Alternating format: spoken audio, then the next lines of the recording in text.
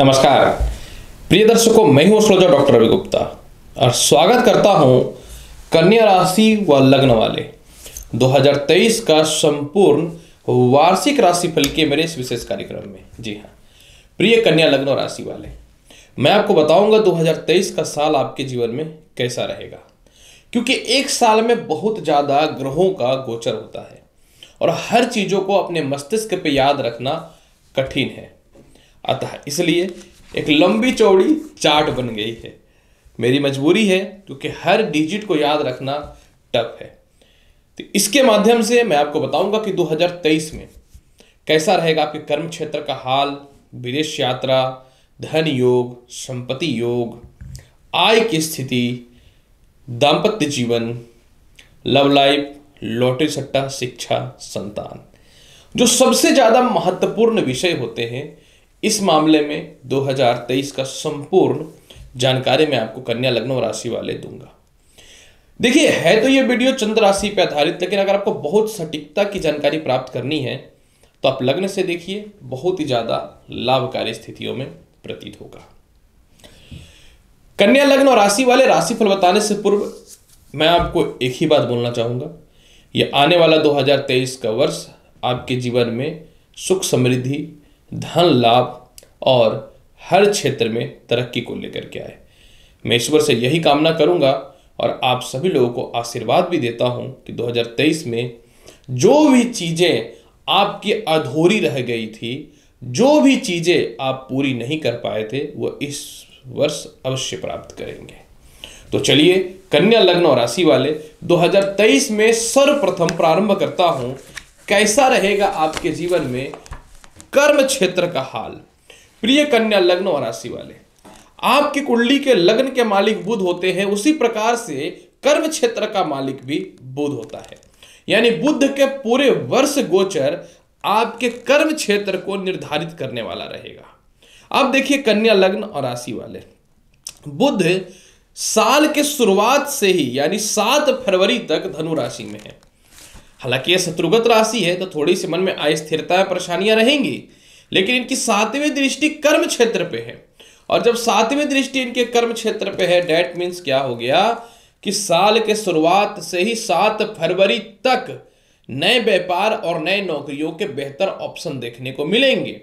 जिन लोगों को कोई आइडियाज या किसी भी क्षेत्र में मन में ही रह जाता था, उसका धरातल पे शुरुआत नहीं कर पाते थे, तो कन्या लग्न और राशि वाले साल के शुरुआत में ही 7 फरवरी तक कुछ बड़ा कर लेंगे। जिनकी नौकरियां वगैरह फंसी हुई थी वह भी लग जाएंगे।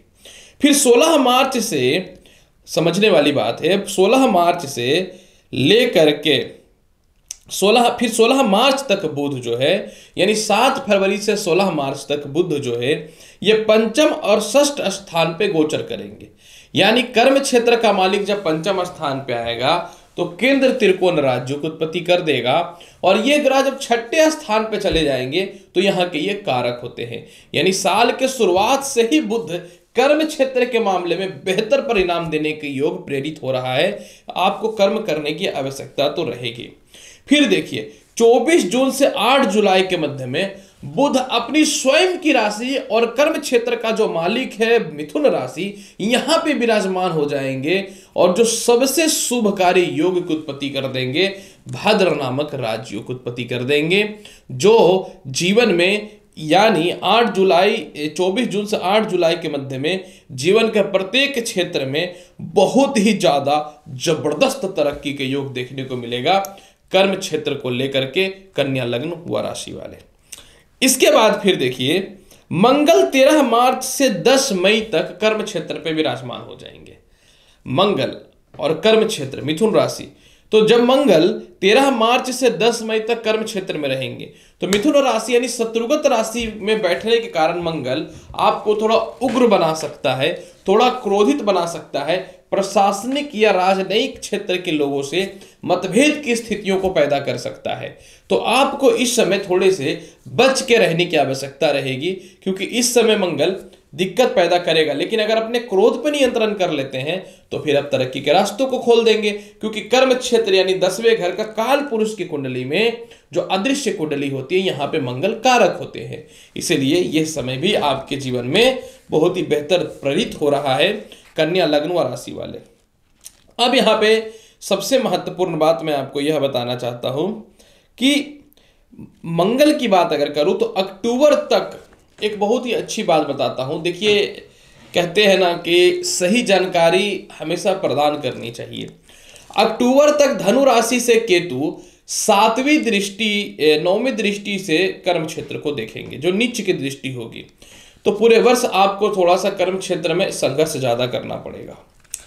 15 जून से लेकर 15 जुलाई तक फिर सूर्य जो है ये कर्म क्षेत्र पे आ जाएंगे, और लग्न कारक बुध के सूर्य जो है परम मित्र हैं। तो जब कर्म क्षेत्र में आ जाएंगे 15 जून से 15 जुलाई के मध्य में, तो सूर्य तो ग्रहों में राजा होते हैं।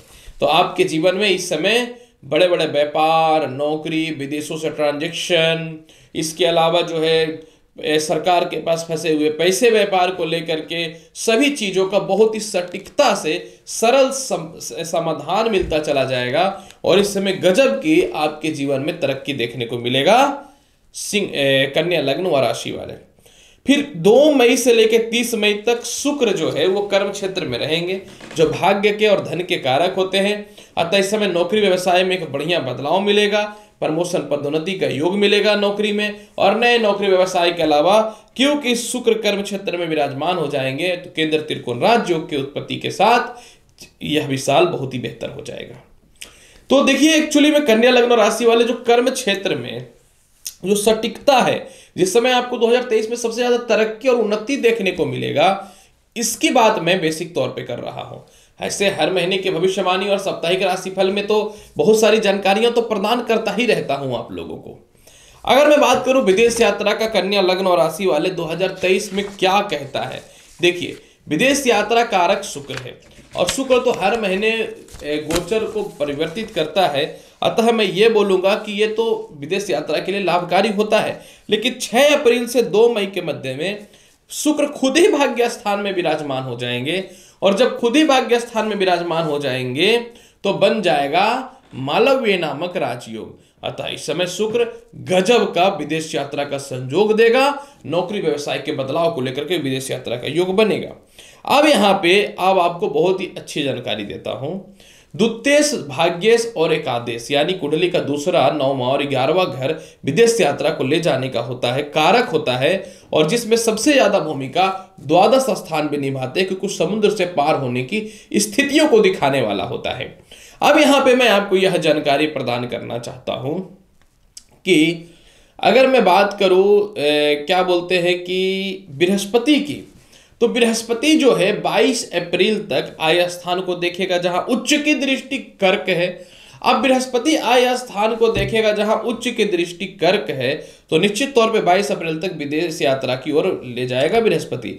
लेकिन 22 अप्रैल के बाद जब बृहस्पति अष्टमेश हो जाएंगे और द्वादश स्थान पे सिंह राशि में दृष्टि डालेंगे, तब आपके जीवन में 100% विदेश यात्रा का योग प्रबल तौर पे देखने को मिलेगा। इसके अलावा 13 फरवरी से 15 मार्च तक जो है सूर्य जो है, समझने वाली बात है, 13 फरवरी से 15 मार्च तक जो है सूर्य जो है यह भी जो है भाग्य स्थान को भाग्य स्थान पे विराजमान होकर के विदेश यात्रा का संयोग बनाएगा। लेकिन 17 अगस्त से 17 सितंबर साल का वो साल रहेगा उन लोगों के लिए जो विदेश यात्रा करना चाहते थे लेकिन जा नहीं पाए। तो 17 अगस्त से 17 सितंबर के मध्य में 2023 का सबसे प्रबल योग देखने को मिलेगा कन्या लग्न और राशि वाले विदेश यात्रा को लेकर के। हालांकि अन्य ग्रहों के परिवर्तन में कुछ असर दिखने को मिलेगा, लेकिन जो बेसिक तौर पे चर्चा है इसकी मैंने बाकायदे आपको जानकारी दी है। अगर आय की बात करूं कन्या लग्न और राशि वाले, तो आपका आय का हाल क्या होने वाला है, क्योंकि आपको बता दूं कि पैसा ही भगवान है आज के टाइम पे, और अगर पैसा ना हो तो जीवन में कुछ भी नहीं हो सकता। आय कारक चंद्रमा है जो हर 2.25 दिन में ग्रहों को चेंज करता है, राशियों को चेंज करता है, माफ करेंगे, तो इनकी तो चर्चा ही करनी बेकार है। लेकिन 22 अप्रैल तक जो है बहुत बढ़िया बात बताता हूं, सुनिएगा। साल के शुरुआत से ही 22 अप्रैल 2023 तक देवगुरु बृहस्पति अपनी 5वीं दृष्टि से उच्च की दृष्टि आय स्थान पे डालेंगे। ये एक लाभकारी परिस्थिति को दिखाने वाला है, यानी साल के शुरुआत में बृहस्पति का इतना प्रबल बल है कि आपको धन की कमी तो होने नहीं देगा।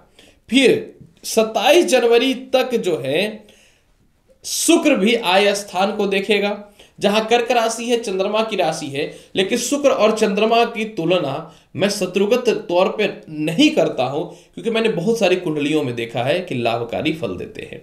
यानी साल के शुरुआत में 27 जनवरी तक आय स्थान को शुक्र देखेगा, तो इस समय भी चारों तरफ से धन की प्राप्ति होगी, प्रमोशन पदोन्नति से धन की प्राप्ति के बेहतर ऑप्शन दिखने को मिलेंगे। 14 जनवरी से 13 फरवरी तक सूर्य देव भी जो है आय स्थान को देखेंगे। इस समय आपके धन के योग बढ़ेंगे, विदेशों से एक्सपोर्ट इंपोर्ट का लाभ मिलेगा, कर्ज की मुक्ति आप करने वाले होंगे, जो पैसे आपको लाभ की प्राप्ति होगी, और इस समय लॉटरी सट्टा से भी जबरदस्त धन की प्राप्ति देखने को मिलेगा। अब यहां पर फिर 30 मई से 7 जुलाई तक शुक्र जो है वो कर्क राशि आय स्थान पे विराजमान हो जाएंगे। कन्या लग्न और राशि वाले एक बात बहुत ही क्लियर बताता हूं, 2023 में आपका संपत्ति आय का योग बहुत ही बेहतर। अभी संपत्ति में मैं पहुंचा नहीं हूं, लेकिन आपको जानकारी प्रदान कर रहा हूं कि 30 मई से 7 जुलाई के मध्य में पुनः शुक्र जो है वह आय स्थान में विराजमान हो जाएंगे और धन की प्राप्ति के रास्तों को बढ़ाना चालू कर देंगे। अब यहां पे देखिए, फिर 17 जुलाई से 17 अगस्त के मध्य में सूर्य देव इधर 30 मई से 7 जुलाई तक शुक्र आय स्थान पे जा रहे हैं, और 17 जुलाई से 17 अगस्त तक सूर्य भी आय स्थान पे कर्क राशि में चले जाएंगे। इस समय भी कर्ज की मुक्ति होगी, चारों तरफ से धन की प्राप्ति होगी, लॉटरी सट्टा शेयर मार्केट का लाभ मिलेगा, संतान हो, फ्रेंड सर्कल हो या लव लाइफ हो, इधर से भी धन की विशेष प्राप्ति के योग दिखेंगे। अब यहां पे देखिए, शुक्र नवंबर और दिसंबर में तुला राशि में रहेंगे। इसका अर्थ क्या हुआ? तुला राशि कहां से बीच में आ रहा है? तुला राशि तो आपकी कुंडली के द्वितीय स्थान, जो धन का स्थान होता है, यानी साल के अंतिम पड़ाव में नवंबर दिसंबर में शुक्र आपको जबरदस्त धन की प्राप्ति देने वाले हैं अचानक। और एक सबसे महत्वपूर्ण जानकारी मैं आपको यह भी दे देना चाहता हूं कि केतु तो धन स्थान पे बैठे हुए हैं ही अक्टूबर 2023 तक, जो अचानक धन की प्राप्ति कराएंगे। लेकिन मैं यही बोलना चाहूंगा, कन्या लग्न राशि वाले काफी परिश्रम करना पड़ेगा, मेहनत करना पड़ेगा, तभी ग्रह भी आपके जीवन में परफेक्ट फल देने वाले रहेंगे। अगर संपत्ति की बात करना चाहूं तो संपत्ति कारक देखिए बृहस्पति है। 22 अप्रैल 2023 तक बृहस्पति केंद्र में ही बैठे रहेंगे, अपनी राशि में विराजमान होकर के हंस नामक राज्यों को उत्पत्ति करेंगे। तो क्या वाकई में 22 अप्रैल के बाद जब बृहस्पति मेष राशि में चले जाएंगे तो बृहस्पति संपत्ति की हानि करा देगा? बिल्कुल नहीं। जैसे ही बृहस्पति अष्टम स्थान पे जाएंगे 22 अप्रैल 2023 के बाद, ये नौवीं दृष्टि से पुनः अपनी स्वयं की राशि 4th हाउस संपत्ति घर को देखना चालू कर देंगे। यानी कन्या लग्न राशि वाले 2023 आपके जीवन का एक ऐसा निर्णायक समय है जिसमें सभी कुछ आप प्राप्त करने वाले हैं। एक चीज याद रखिएगा, यानी संपत्ति का योग बहुत ही प्रबल है कन्या लग्न और राशि वाले। इसके अलावा 7 फरवरी तक बुध जो है वो संपत्ति हाउस में बैठा हुआ है। लग्नेश जब खुद 4th हाउस में बैठा हुआ है तो 7 फरवरी तक बुध भी अचानक भूमि मकान वाहन संपत्ति के योगों में वृद्धि करना चालू कर देगा। और इसके अलावा 10 मई तक चतुर्थ स्थान को देखेगा कौन? समझने वाली बात है कि साल के शुरुआत से 10 मई तक जो है मंगल जो है ना वो 4th हाउस को देखेगा भाग्य स्थान और कर्म स्थान से। यानी 10 मई तक भी संपत्ति के विशेष प्रबल योग देखने को मिलेंगे आपके जीवन में कन्या लग्न व राशि वाले। 15 जून से 17 जुलाई के मध्य में सूर्य जो है संपत्ति हाउस को मिथुन राशि में बैठ करके देखेगा। अतः इस समय भी कोई संपत्ति में लोन है, कर्ज है, या विदेश में प्रॉपर्टी लेना चाहते हैं, या विदेश में रहते हुए इंडिया में प्रॉपर्टी लेना चाहते हैं, किसी भी कंट्री में प्रॉपर्टी लेना चाहते हैं, तो 15 जून से 17 जुलाई तक का जो समय रहेगा आपके जीवन में सबसे बेहतर देखने को मिलेगा। कन्या लग्न और राशि वाले, अगर मैं बात करूं 2023 में आपका दाम्पत्य जीवन का हाल क्या है, इसके बाद मैं आगे के मुद्दों पे बात करता हूं। देखिए, सीधी बात है कि 22 अप्रैल 2023 तक विवाह स्थान पे बृहस्पति विराजमान है। यानी साल के शुरुआत से ही विवाह के योगों में प्रबलता देखने को मिलेगा। यानी 22 अप्रैल 2023 तक मैक्सिमम लोगों का वैवाहिक जीवन जो खराब हुआ ठीक हो जाएगा, और जिनके विवाह में समस्याएं हो रही हैं वह भी ठीक हो जाएगी। इस बात की 100% गारंटी मैं देता हूं। इसके बाद फिर जो है 15 फरवरी से 12 मार्च तक 7वें घर में शुक्र देव आ जाएंगे, जो द्वितीयेश होकर के सप्तमेश रहेंगे, जो प्रबल इस समय विवाह के योगों को बढ़ाने वाला रहेगा। फिर 3 अक्टूबर से 16 अक्टूबर तक जो है शुक्र जो है द्वितीयेश हो जाएंगे और इस समय विवाह के योग बहुत ही प्रबल देखने को मिलेगा। कन्या लग्न और राशि वाले, मैं आपको पर्सनली एडवाइस जरूर यह देना चाहूंगा कि आप कोशिश करें कि 2023 में मई तक किसी भी प्रकार के वैवाहिक जीवन में जुड़ने का और वैवाहिक जीवन को ठीक करने का, क्योंकि थोड़ा सा वैवाहिक जीवन को लेकर के 2023 दिक्कत कर सकता है। मैं ये नहीं बोलता वैवाहिक जीवन खराब रहेगा, लेकिन अगर कोशिश कर सकते हैं अप्रैल मई तक विवाह के योगों को बढ़ाने का तो बेहतर रहेगा। अगर मैं बात करूं शिक्षा, संतान, लॉटरी सट्टा के बारे में, क्योंकि ये बहुत महत्वपूर्ण होता है। ज्ञान नहीं तो धन नहीं, धन नहीं तो फिर बुद्धि नहीं, यानी हर चीज बहुत जरूरी होता है। अब यहां पे देखिए, शनि जो आपकी कुंडली के पंचम स्थान में 17 जनवरी तक सस नामक राज्यों को उत्पत्ति करके रखेंगे, यानी कन्या लग्न और राशि वाले 17 जनवरी के बाद फिर शनि चले जाएंगे 6th हाउस यानी कुंभ राशि में, जहां पंचमेश प्रबल हो गया और अपनी राशि में चला गया तो पूरे वर्ष शनि लॉटरी, सट्टा, शेयर मार्केट और संतान तरक्की में योग को बढ़ाने वाले रहेंगे। हालांकि जुलाई से नवंबर के मध्य में शनि वक्री अवस्था में जाएगा, तो जुलाई से नवंबर के मध्य में आपको थोड़ी बच के रहने की आवश्यकता निश्चित तौर पे रहेगी कन्या लग्न व राशि वाले। अगर मैं इसकी बात और करना चाहूं तो फिर यहां पे 22 जनवरी तक जो है शुक्र पंचम स्थान पे, यानी साल के शुरुआत से ही लॉटरी, सट्टा, शेयर मार्केट का योग अच्छा है, शिक्षा का योग अच्छा है, संतान सुखों में वृद्धि है, संतान कंसीव होने से रिलेटेड गुड न्यूज मिल सकता है। फिर 14 जनवरी से 13 फरवरी तक सूर्य जो है यह पंचम स्थान पे आ जाएंगे। हालांकि सूर्य शत्रुगत राशि मकर में रहेंगे, लेकिन आपको यह जानकारी प्राप्त करा दूं कि पंचम स्थान के सूर्य कारक होते हैं, बृहस्पति भी कारक होते हैं। इसका मतलब स्पष्ट तौर पे 14 जनवरी से 13 फरवरी के मध्य में भी संतान सुखों में वृद्धि है, लॉटरी, सट्टा, शेयर मार्केट का लाभ है। फिर 13 मार्च से 10 मई तक मंगल जो है आपके जीवन में कहां रहेंगे, तो 13 मार्च से 10 मई तक मंगल कर्क राशि में बैठ करके उच्च की दृष्टि पंचम स्थान पे डालेंगे मकर राशि में, यानी आपके जीवन में 13 मार्च से लेकर के 10 मई तक का समय जो है ना, यह उच्च शिक्षा का लाभ है, संतान सुखों में वृद्धि है, संतान से मतभेदता कम होगी, संतान विदेश यात्रा में है तो वापस आएगा, संतान के वैवाहिक जीवन में प्रॉब्लम चल रहा है उसमें सुखों की प्राप्ति होगी, और भाई बहनों से भी किसी बात को लेके संतान से मतभेद में कमियां देखने को मिलेंगी। 8 जुलाई से 25 जुलाई तक जो है समझने वाली बात है कि बुध जो है वह पंचम स्थान पे दृष्टि डालेंगे। जी हां, 8 जुलाई से पंचम स्थान पे बुध दृष्टि डालेंगे, यानी साल के अंतिम पड़ाव में भी लॉटरी, सट्टा, शेयर मार्केट का बेहतर परिणाम देखने को मिलेगा आपके जीवन में कन्या लग्न व राशि वाले। तो आखिर क्या वाकई में दिक्कत पैदा हो सकता है? जी हां, साल के अंतिम पड़ाव में अक्टूबर में जब केतु कन्या राशि में आएंगे तो पंचम स्थान को यह देखेंगे, थोड़ा सा शिक्षा में साल के अंतिम पड़ाव में दिक्कत हो सकता है। अगर स्वास्थ्य की बात करना चाहूं तो देखिए, स्वास्थ्य कारक शनि है, शुक्र है और बृहस्पति है। पूरे वर्ष बृहस्पति का पोजीशन बहुत अच्छा है। फिर भी 22 अप्रैल के बाद जिनको शुगर, बीपी है या लीवर से रिलेटेड समस्या है, थोड़ी दिक्कत तो हो सकते हैं। हालांकि शनि पूरे वर्ष स्वास्थ्य को बेहतर बना करके रखेगा, बड़ी से बड़ी बीमारियों से भी आपको रक्षा करके रखेगा। हाँ, साल के अंतिम पड़ाव में अक्टूबर, नवंबर और दिसंबर में थोड़ा सा पेट संबंधित, यूरिन से संबंधित दिक्कतें हो सकती हैं, ध्यान देनी पड़ेगी।